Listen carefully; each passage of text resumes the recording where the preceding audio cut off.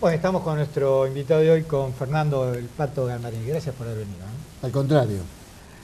Bueno, este dirigente del Frente Renovador, vos, Fernando, has militado de toda tu vida en el peronismo. Y, por supuesto, has militado en distintas vertientes del peronismo. Pero nunca lo has hecho en el kirchnerismo. ¿Por qué?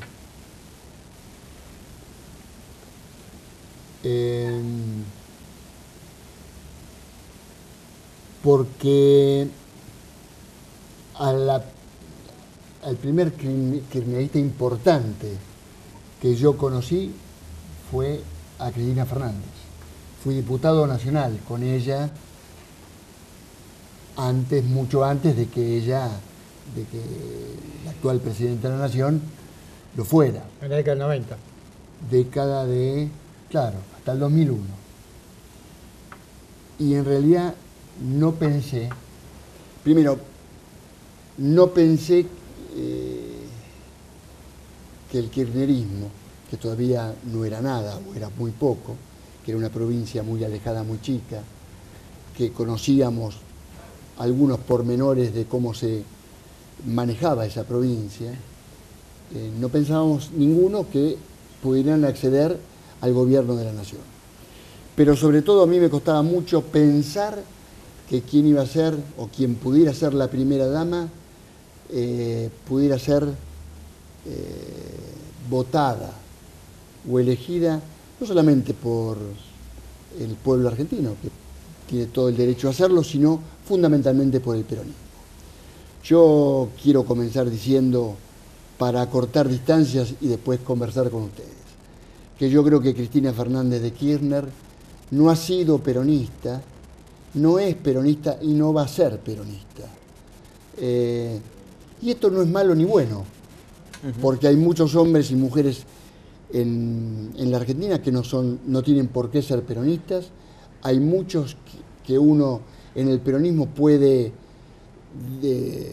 definir como grandes peronistas, a otros nos gusta menos. En fin, el peronómetro es difícil. Sí, no lo tiene nadie. No lo tiene nadie. Pero yo lo tengo con Cristina. Yo me animo a decir que Cristina Fernández de Kirchner no es peronista, no quiere el peronismo, no quiere a Juan Perón, y esto no tiene nada de malo si además no tratara de usufructuar de la historia, yo diría hasta gloriosa y significativa, del peronismo a lo largo de la historia argentina. Ahora, en cierto punto, ¿no? Porque ella se reivindica como peronista y también reivindica a los jóvenes de la década del 70, que participaron de una parte del movimiento, concretamente montoneros. En cierto aspecto, ¿vos no te sentís también identificado con la presidenta o directamente en nada, ni siquiera en eso? Yo milité mucho en la década del 60. Comencé a militar desde muy chico, cuando empecé en la calle a jugar a la pelota. Y ahí me hice primero de Boca y después me hice peronista. En la década del 60 yo empecé a militar, porque hubo una oleada mundial que acercaba a los jóvenes de entonces a militar en sus respectivos países. Tuvo mucho que ver en la Argentina la iglesia, las modificaciones importantes de Juan XXIII, tuvo que ver mucho la Revolución Cubana, tuvieron mucho que ver los movimientos nacionales latinoamericanos y de otros lugares del mundo. Esto nos acercó mucho. Y fundamentalmente en la Argentina acercó mucho lo que sucedía con uno de los grandes hombres de la historia, o el más grande hombre de la historia argentina, que fue Juan Perón. Ahora, Fernando, ¿cómo hace el peronismo, en este caso, como vos y otros, que no están dentro, no comulgan con el oficialismo, y otros peronistas históricos que sí, con historia permanente, política, sindical, gremial, sí, y se encolumnan detrás de Cristina, y hoy hablan a favor también? Así es. ¿Por qué lo hacen ellos? Nos ha pasado siempre. El peronismo no ha sido jamás una estructura homogénea. Esto es la riqueza del peronismo. Cuando Digamos, nosotros tuvimos la suerte, nuestra generación, de haberlo conocido Juan Perón. Ahí las disidencias eran pocas y eran pobres frente a este hombre de una magnitud significativa como fue Perón, que no solamente fue importante para la Argentina, sino que fue uno de los autores y hombres escuchados en lo que era en aquel entonces la tercera posición o el tercer mundo. Ahora, ¿tiene amigos en el peronismo que siguen a Cristina? Tengo amigos que están con Cristina, que son militantes del peronismo y que yo no tengo hoy, que tengo diferencias con ellos.